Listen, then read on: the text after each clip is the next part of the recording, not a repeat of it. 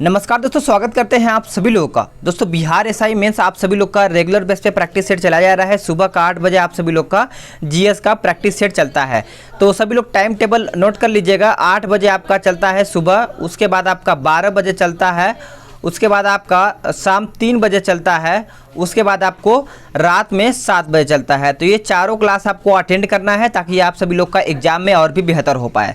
तो दोस्तों आप सभी लोग के लिए एक बहुत बड़ा अपडेट बताना था कि मैंने एक न्यू फ़ोन लिया है परसों, कल परसों मैंने लिया है अपने YouTube के पेमेंट से। ठीक है, तो अभी आप सभी लोग का वीडियो आने वाला है सूरज ऑफिशियल पे कि मैंने कौन सा फ़ोन लिया है जो मैंने YouTube की कमाई से लिया है। तो आप सभी लोग को वही बताऊंगा। और हाँ, आप खुद YouTube चैनल बना के यानी एजुकेशनल चैनल बना के वो खुद अर्निंग कर सकते हैं बेहतर तरीके से बिना रुकावट। तो मैं वो सारी चीज़ें आप सभी लोग को बताने वाला हूँ। तो आप सभी लोग को वो आज वीडियो अपलोड होगा, तो चैनल को सब्सक्राइब करिएगा। आपको डिस्क्रिप्शन में उस वाले चैनल का लिंक मिल जाएगा। ठीक है, तो चलिए आज का प्रश्न देख लेते हैं कि प्रश्न क्या कहता है। दीवान वाजिरात ए कुल नामक नए ओढ़ की स्थापना किसने की है? आंसर करिएगा सभी लोग।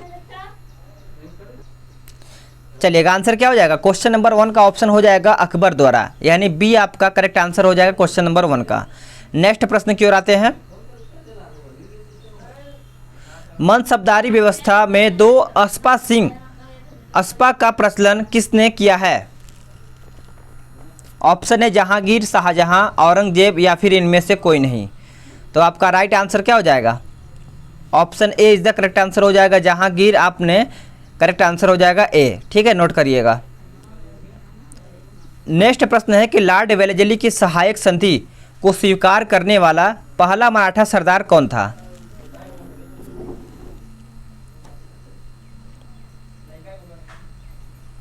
आंसर क्या हो जाएगा? क्वेश्चन नंबर 3 का आंसर हो जाएगा ऑप्शन ए पेशवा बाजीराव द्वितीय। ए आपका राइट आंसर हो जाएगा। नेक्स्ट प्रश्न की ओर आते हैं।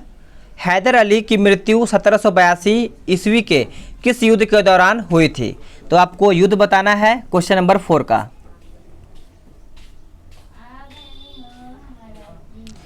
चलिएगा, सभी लोग उस वाले चैनल को सब्सक्राइब कीजिए। आज आप सभी लोग को बहुत ही बड़ा अपडेट देने वाला हूं कि कैसे मैंने अपना आप सभी लोग को वही के चैनल पे वीडियो मिलेगा। ठीक है, तो क्वेश्चन नंबर बी का आंसर हो जाएगा द्वितीय आंग्ल मैसूर युद्ध। ठीक है, बी आपका राइट आंसर हो जाएगा।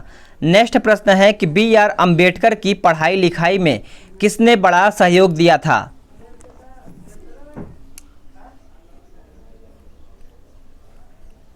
तो आंसर क्या हो जाएगा? क्वेश्चन नंबर 5 का आंसर सभी को बताना है। तो देखिएगा, आंसर हो जाएगा आपका बड़ौदा के महाराज ने अंबेडकर की पढ़ाई लिखाई में बहुत बड़ा सहयोग दिया था। तो इस तरीके से देखा जाए तो आपका ऑप्शन ए राइट आंसर हो जाता है। अगला है कि 1908 में बाल गंगाधर तिलक को जेल की सजा दिए जाने पर कहाँ के मजदूरों ने भारत की पहली राजनीतिक हड़ताल की है? ऑप्शन है बम्बई, दिल्ली, कलकत्ता या फिर इनमें से कोई नहीं।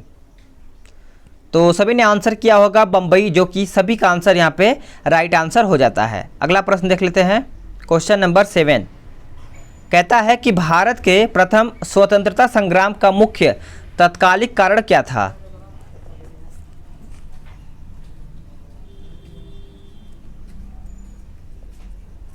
आंसर हो जाएगा अंग्रेजों का धर्म से हस्तक्षेप का संदेह, यानी बी आपका राइट आंसर हो जाएगा। अगला प्रश्न इंपॉर्टेंट है कि 1857 में भारत में हुए विद्रोह के एक नेता तात्या तोपे का मूल नाम क्या था? ये प्रश्न कई बार एग्जाम में रिपीटेड देखने को मिलता है, तात्या तोपे। तो याद रखिएगा इनका नाम क्या था? तो रामचंद्र पांडुरंग था। याद रखिएगा ऑप्शन डी राइट आंसर हो जाएगा क्वेश्चन नंबर 8 का। चलिएगा, नेक्स्ट प्रश्न है कि भारत में जब क्रिप्स मिशन आया उस समय भारत का वायसराय कौन था?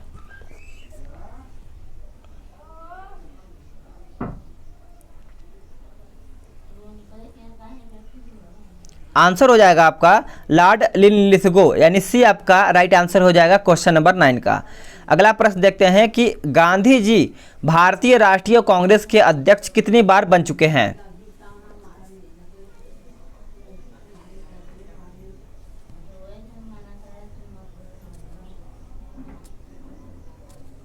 तो आंसर क्या हो जाएगा? देखिए आंसर आपका हो जाएगा ऑप्शन ए एक बार, वो कौन से अधिवेशन में? तो बेलगांव अधिवेशन में, जो 1924 में हुआ था। याद रखिएगा, बेलगांव अधिवेशन। अगला प्रश्न है कि विश्व ठहाका दिवस यानी जो हास्य दिवस होता है वो कब मनाया जाता है?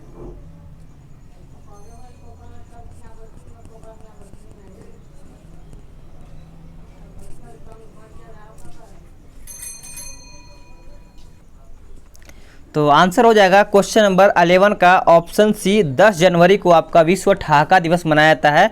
अगर बात करें आपका जल दिवस किस तारीख को मनाया जाता है, तो 22 मार्च को आपका मनाया जाता है। अगर बात करें योग दिवस कब मनाया जाता है, तो 21 जून को योग दिवस मनाया जाता है। नेक्स्ट प्रश्न की ओर आते हैं कि सेना भर्ती अधिनियम कब लागू हुआ था? सेना भर्ती अधिनियम कब लागू हुआ था? तो आंसर करिएगा सभी लोग। आंसर हो जाएगा आपका ऑप्शन बी, 1856 में।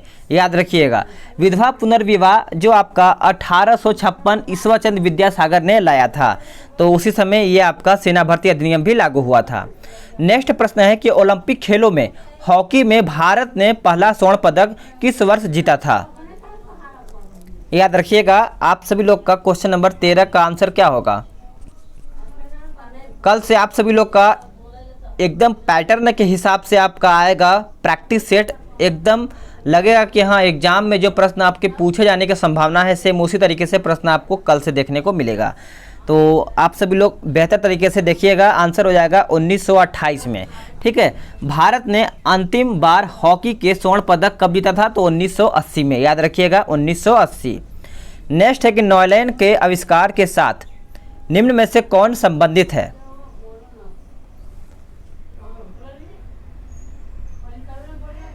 आंसर क्या हो जाएगा? आंसर हो जाएगा आपका ऑप्शन डी, बैलेस एवं कैरोथर्स, यानी आपका डी आंसर एकदम करेक्ट आंसर हो जाएगा। अगर बात करें कि थर्मल प्लास्टर का आविष्कार किसने किया था, तो डेवर ने किया था। नेक्स्ट प्रश्न है कि विश्व बैंक का मुख्यालय कहाँ पर स्थित है? विश्व बैंक का मुख्यालय कहाँ पर स्थित है? तो आंसर हो जाएगा वाशिंगटन डीसी। अगला प्रश्न है कि सूचना का अधिकार अधिनियम किस वर्ष पारित हुआ था?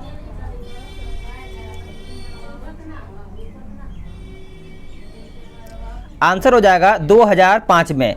बी आपका राइट आंसर हो जाएगा। अगला प्रश्न है, भारत का केंद्रीय औषधि अनुसंधान संस्थान कहां पर स्थित है?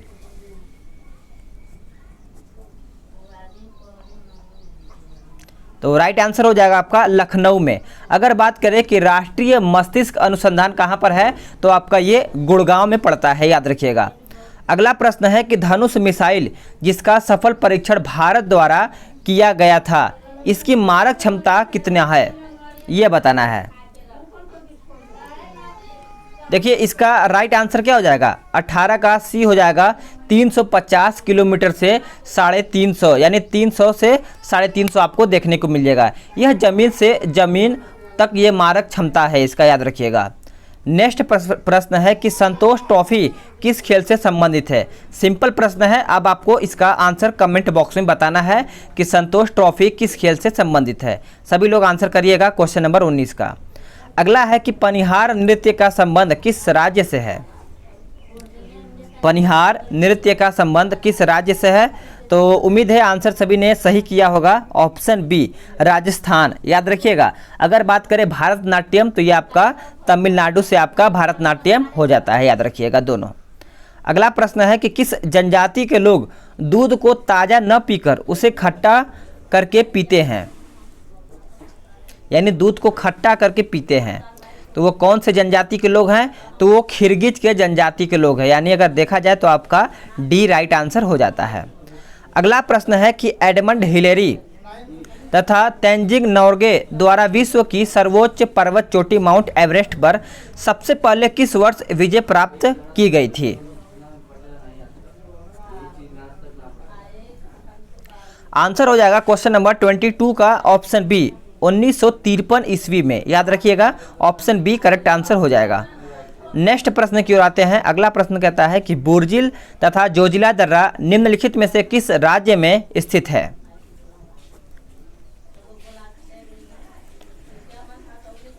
तो उम्मीद है आंसर सभी लोग सही बताए होंगे। ऑप्शन बी हो जाएगा जम्मू एवं कश्मीर। ठीक है, याद रखिएगा सभी लोग। अगला प्रश्न देख लेते हैं कि बिहार में बहने वाली नदियों में किसका उद्गम अमरकंटक में है।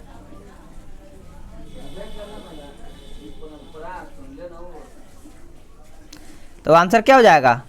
क्वेश्चन नंबर 24 का आंसर सभी लोगों ने सही बताया होगा, ऑप्शन बी। नेक्स्ट प्रश्न है कि निम्नलिखित में से कौन एक लैगून झील नहीं है। याद रखिएगा, लैगून झील पूछा गया है, नहीं है। तो आंसर क्या हो जाएगा इसका? तो देखिए आंसर हो जाएगा इसका अष्टमुड़ी झील, यानी ये आपका लैगून झील नहीं है। बाकी चिल्का, पेरियार, पुलिकट, चिल्का उड़ीसा, पेरियार ये आपका केरल पड़ता है, पुलिकट आंध्र प्रदेश। ठीक है, याद रखिएगा। नेक्स्ट प्रश्न की ओर आते हैं। अगला प्रश्न है कि भारत में वर्षा का अधिक होते हुए भी यह देश प्यासी धरती समझा जाता है, इसका कारण क्या है? तो सिंपली इसका कारण बताना है सभी लोगों को। तो इसका आंसर सभी ने क्या बताया होगा? ऑप्शन डी बताया होगा। इनमें से सभी, यानी वर्षा के पानी का तेजी से बह जाना, वर्षा का पानी शीघ्रता से भाप बनकर उड़ जाना, वर्षा का कुछ थोड़े ही महीनों में जोर होना। तो इस तरीके से आपका डी करेक्ट आंसर हो जाता है। नेक्स्ट है कि निम्नलिखित राज्यों में से किस एक में पखोई वन्य जीव अभयारण्य अवस्थित है।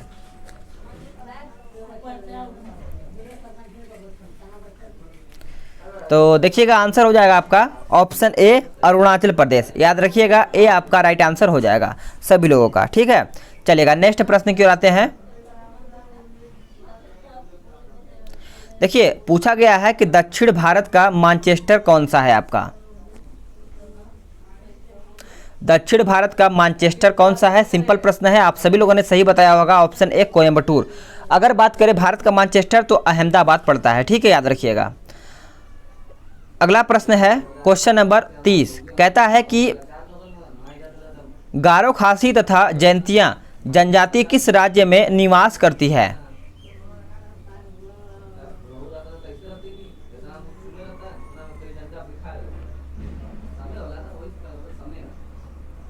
चलिएगा आंसर करिएगा। क्वेश्चन नंबर 30 का उत्तर क्या हो जाएगा? ऑप्शन ए हो जाएगा गारो, खासी, जैंतिया। ये आपका ऑप्शन ए नहीं, मेघालय हो जाएगा। याद रखिएगा, ये आपका मेघालय में जनजातियां पाई जाती हैं। नेक्स्ट प्रश्न है कि निम्नलिखित में से किस अधिनियम द्वारा कार्यपालिका एवं न्यायपालिका के बीच शक्ति पृथक्करण की दिशा में बड़ा कदम उठाया गया था? तो इम्पॉर्टेंट है आपका ये प्रश्न, याद रखिएगा और आंसर सही कीजिएगा। तो इसका आंसर क्या हो जाएगा? आंसर हो जाएगा आपका 1781 के संशोधन अधिनियम। ठीक है, याद रखिएगा, बी आपका राइट आंसर हो जाएगा क्वेश्चन नंबर 31 का। तो नेक्स्ट प्रश्न है कि भारतीय संविधान में संशोधन यानी संविधान संशोधन की प्रक्रिया का विचार लिया गया था कहाँ से?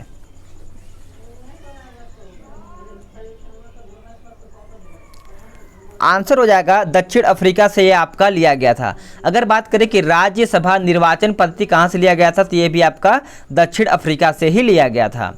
अगला है कि भारत के संविधान के अनुच्छेद 21 के अंतर्गत आपको बताना है।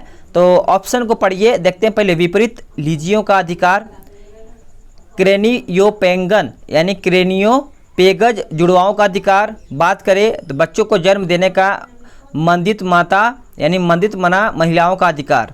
तो आपको पता होना चाहिए कि 21 में आपका प्राण एवं दैहिक स्वतंत्रता के बारे में बात किया गया है। तो इस तरीके से देखा जाए तो आपका 33 का आंसर डी हो जाता है, यानी तीनों आपका सही हो जाएगा। ठीक है, नेक्स्ट प्रश्न है कि भारतीय संविधान के अनुच्छेद 25 का संबंध किससे है?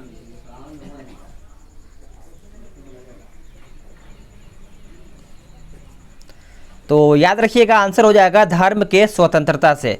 अगर बात करें धर्म के स्वतंत्रता कहाँ से कहाँ तक है, तो ये आपका 25 से 28 तक है ये। ठीक है, याद रखिएगा। ठीक है, नेक्स्ट प्रश्न है कि भारत में किस न्यायाधीश जनहित याचिका का जनक माना जाता है? किसे किसे माना जाता है? तो ये माना जाता है आपका, फाइनली देखा जाए तो PN भगवती को। ये आपका करेक्ट आंसर हो जाएगा क्वेश्चन नंबर 35 का। अगला प्रश्न है कि भारत के संविधान में गारंटिक मूल अधिकार निलंबित किए जा सकते हैं केवल किसके द्वारा? तो ये किए जा सकते हैं राष्ट्रीय आपात उद्घोषणा के द्वारा। ये आपका राइट आंसर हो जाएगा। नेक्स्ट प्रश्न की ओर आते हैं। अगला प्रश्न कहता है कि लोकसभा अध्यक्ष निम्नलिखित में से किस समिति का पदेन स्थापित यानी सभापति होता है? तो इसको पढ़िएगा फिर आंसर करिएगा। सभी लोग वीडियो को अगर चाहें तो रोक भी सकते हैं ताकि आपको समझ में आ पाए। देखिए, कहता है कि कार्य मंत्रालय समिति, नियत नियम समिति, उसके बाद विशेषाधिकार समिति। तो इस तरीके से 37 का राइट आंसर क्या हो जाएगा? तो आपका ऑप्शन बी हो जाएगा। केवल 1 और 3 हो जाएगा। ठीक है, याद रखिएगा।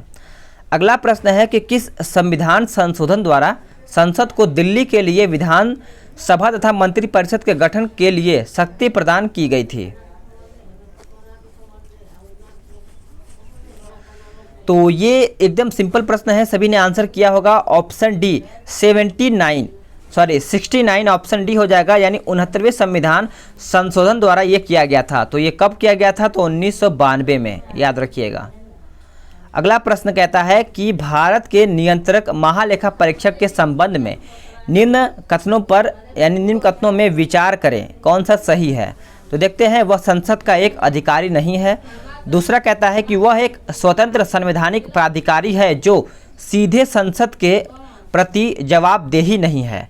तो इस तरीके से आपका आंसर क्या हो जाएगा? देखते हैं, ऑप्शन सी हो जाएगा। 1 और 2 दोनों सही है आप सभी लोग का, याद रखिएगा। आपका सी राइट आंसर हो जाता है। अगला है और लास्ट प्रश्न, यानी आपको 40 प्रश्न ही आपको देखने को मिलेगा आज। निम्नलिखित देशों में से कौन एक आसियान का सदस्य नहीं है? ठीक है, आसियान का सदस्य नहीं है, ये प्रश्न पूछा गया है। तो आंसर करिएगा, सिंपल प्रश्न है।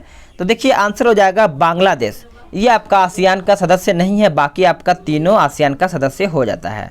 तो इस तरीके से आपको 40 प्रश्न समाप्त होता है। अब आपका फर्ज बनता है कि इन 40 प्रश्नों में से आपका कितना प्रश्न सही हुआ है वो आप कमेंट करें। कमेंट करने से ये होता है कि आप अगले जो आएगा अगला दिन, उसमें आप कोशिश करेंगे ज़्यादा प्रश्न सही करने का। तो चलिए, आज के लिए इतना ही। अब आपको मिलेंगे 12 बजे दोपहर में, हिंदी का सेट लगाएंगे सभी लोग। हिंदी का भी सेट आपको इग्नोर नहीं करना है, उसको साथ में लेके चलते रहना है। चलिएगा।